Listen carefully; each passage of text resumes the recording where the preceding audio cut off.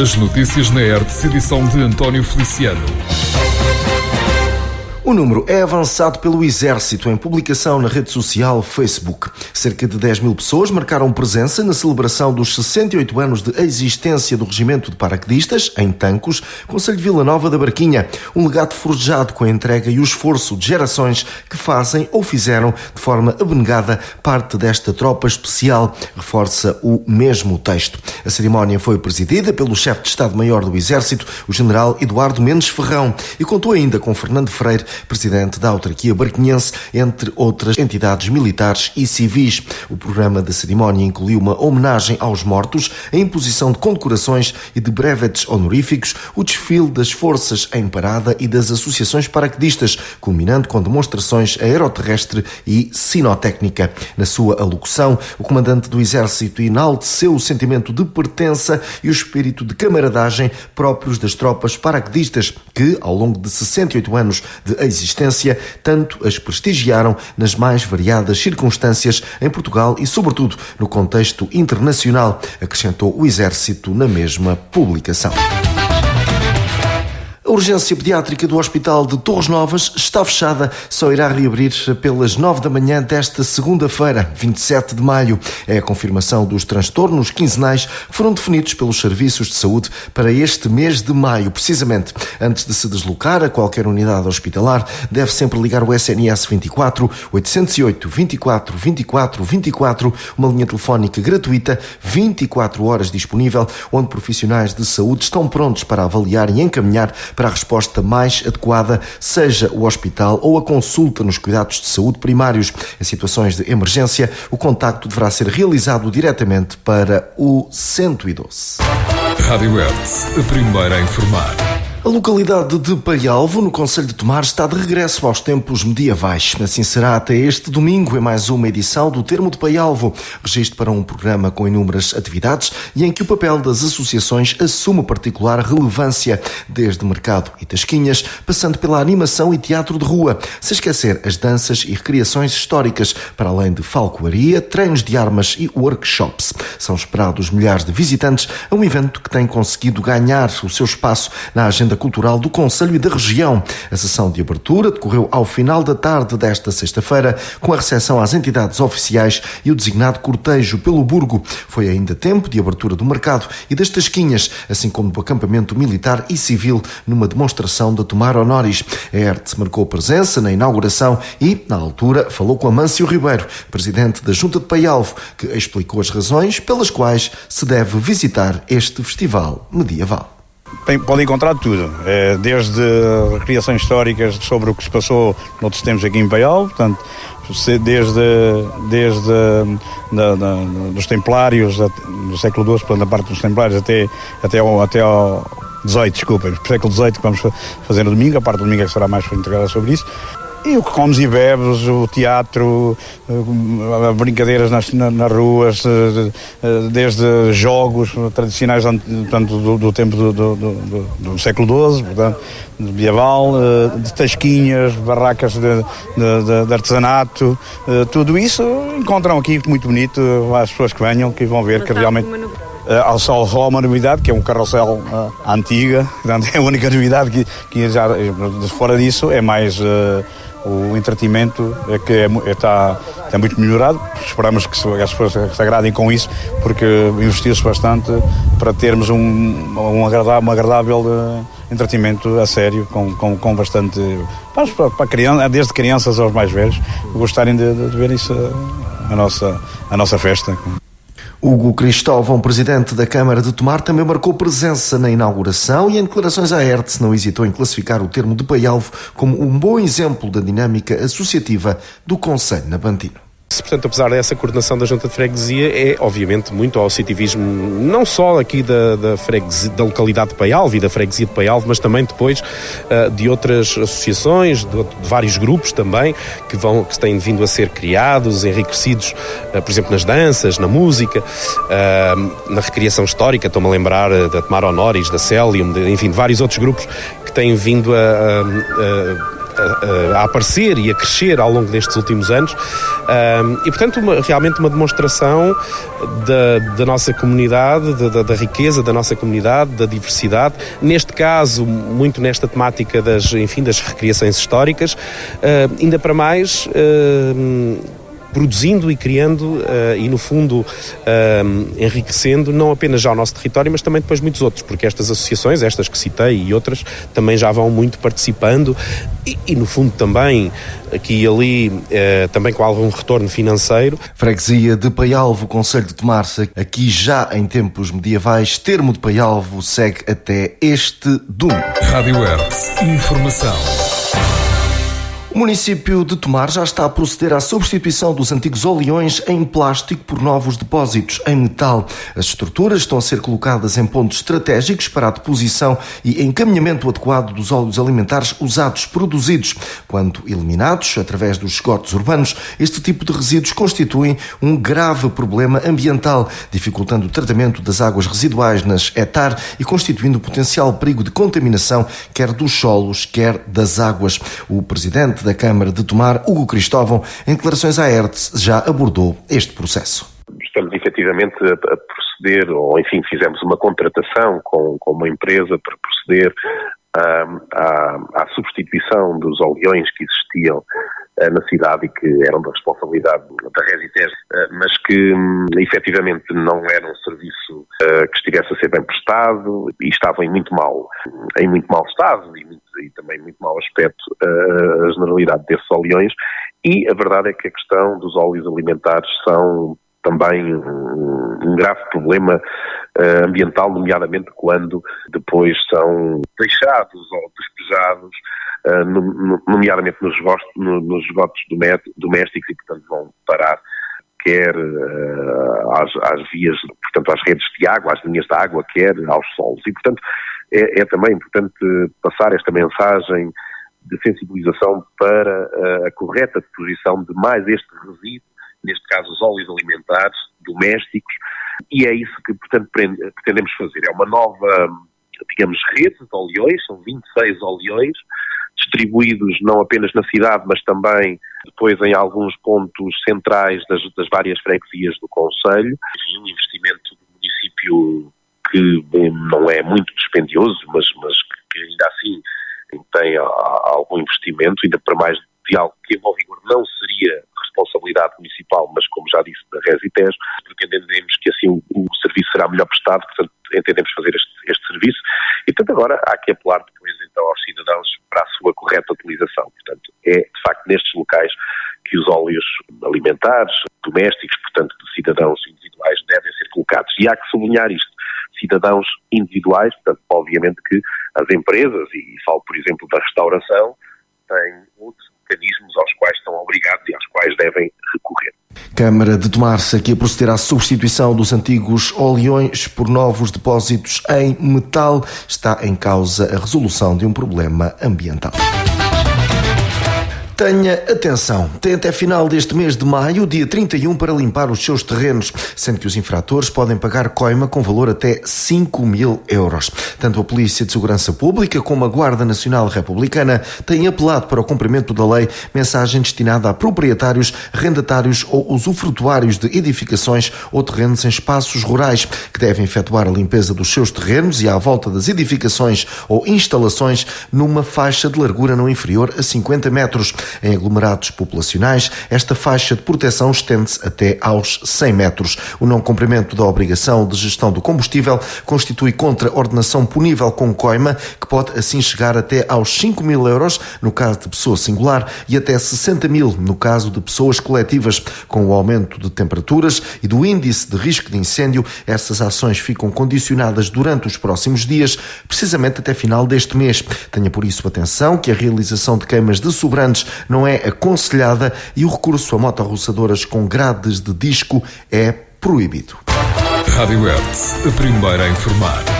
3 anos depois de ter sido aprovada uma moção na Assembleia Municipal de Tomar a solicitar uma auditoria às contas da Tejo Ambiente, eis que os resultados dessa contabilidade vão ser dados a conhecer na reunião que o Executivo nabantino fará nesta segunda-feira, 27 de maio. Está em causa uma avaliação às contas de 2020, 21 e 22. Importa recordar os números de uma auditoria interna realizada precisamente por aquela empresa intermunicipal que apontou para um resultado negativo a rondar 1,5 milhão de euros no final do primeiro semestre de 2022, mais 381 mil euros do que o período homólogo de 2021. Resta então perceber se há paralelo entre estas duas recentes avaliações. A demora na divulgação dos resultados desta última auditoria foi motivo para dura troca de argumentos em Assembleia Municipal de Tomar, por ocasião de um pedido de explicações de João Tenreiro, eleito do PSD, em torno precisamente dessa moção, aprovada por unanimidade em 2021. O social-democrata quis um ponto de situação sobre essa fiscalização, lamentando que até hoje não se saibam os resultados, advertindo que Hugo Cristóvão, enquanto responsável pelo maior acionista daquela empresa, assim o deveria exigir. O senhor, quando estava aqui da primeira vez, como Presidente de Câmara, não como Presidente substituto, mas já como Presidente de Câmara, eu perguntei-lhe sobre a auditoria à Tejo Ambiente. A auditoria foi aprovada por unanimidade, portanto, com os votos do seu partido a favor, no mandato passado. E ainda era Presidente dessa Assembleia Municipal o Sr. Professor José Pereira. E até hoje ainda não sabemos os resultados dessa auditoria. Sr. Presidente, eu quero lhe perguntar, agora sim, formalmente, porque o senhor respondeu-me com arrogância a dizer não sei. E eu não retorqui porque o senhor estava no princípio e eu acredito que a sua antecessora não lhe desse conhecimento de tudo. Mas o senhor como vogal da Tejo Ambiente, o senhor Presidente, como representante do maior acionista, já devia, peço desculpa, utilizar este termo. Mas foi um termo que o senhor utilizou, infelizmente, numa reunião de Câmara. O senhor já se devia acotovelar para entrar nas instalações da Tejo Ambiente, acotovelar-se e pedir por esta auditoria. Porque é o dinheiro de todos os contribuintes que está em causa. Eu não tenho problema nenhum de se acotovelar, Sr. Presidente. Até estamos a fechar a liberdade. O senhor até pode colocar o cravo vermelho na lapela e exigir essa liberdade por parte da Tejo Ambiente. Exigimos o cumprimento de uma moção da Assembleia Municipal que foi aprovada por unanimidade para que nos desse a auditoria sobre as contas da Tejo Ambiente. Porque neste momento, se formos a ver, qual é o resultado prático que vier ao fim de 5 anos? Quase nenhum. Portanto, Sr. Presidente, o senhor tem força, gosta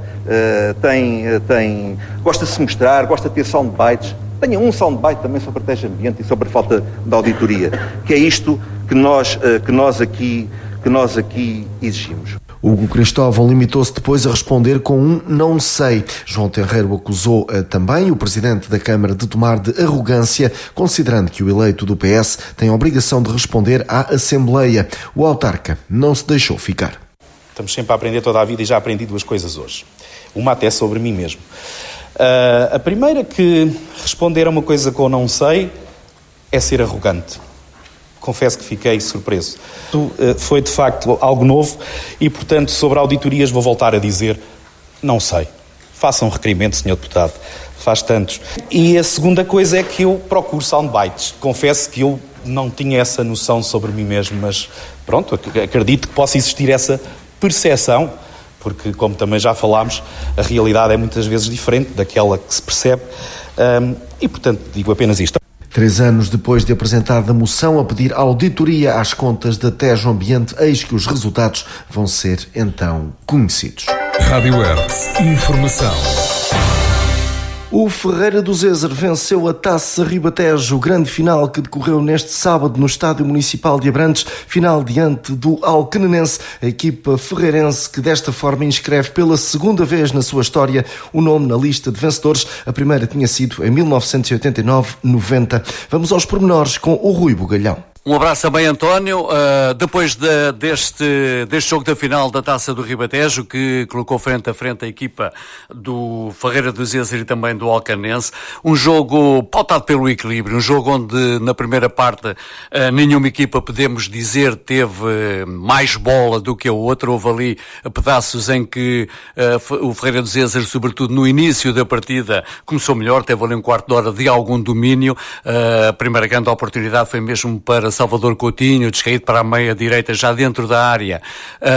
Fez um remate, mas muito bem também o guarda-redes da equipa de Alcanena, o Gonçalo, a impedir que Coutinho tivesse sucesso nessa jogada. Aos poucos a equipa de Alcanena foi soltando também, foi começando a praticar um bom futebol, foi empurrando a equipa de Ferreira para junto da sua área. Um Ferreira que toda a gente sabe tem uma defesa muito, muito sólida, é uma equipa muito bem trabalhada a nível defensivo, um meio-campo em que tem ali um triângulo de muita, muita qualidade, dois centrais que realmente são do melhor que existe no distrito de Santarém, o Hurtado e também o Mateus, são dois jogadores que têm na frente também um trio de meio-campo que dá muita consistência a nível defensivo, uma equipa que não é por acaso, há muitas jornadas não sofre golos, portanto é uma equipa baseada sobretudo naquilo que é o processo defensivo. O Alcanena, uma equipa que joga mais à base da individualidade, da qualidade individual, da técnica dos seus jogadores, tentou, profiou, teve também alguns momentos de supremacia, teve também oportunidades para marcar, foram repartidas nesta primeira parte da partida entre uma e outra equipa. A equipa do Ferreira de Zezer conseguiu com alguma sorte à mistura, num remate do meio da rua de Zé Maria, a bola a ser desviada no corpo do capitão da equipa Wellington, o guarda-redes Gonçalo já ia a desviar, já ia a fazer só o lance para o lado contrário, não teve qualquer chance de impedir que a equipa de Ferreira se adiantasse no marcador. Foi assim que terminou a primeira parte, um jogo em que talvez o nulo 0-0 se coadunasse melhor, se acentuasse aquilo que foi o jogo da primeira parte, um jogo, como disse no início desta crónica, pautado pelo equilíbrio, mas a equipa do Ferreira adiantou-se no marcador, foi para o intervalo com uma vantagem de 1-0.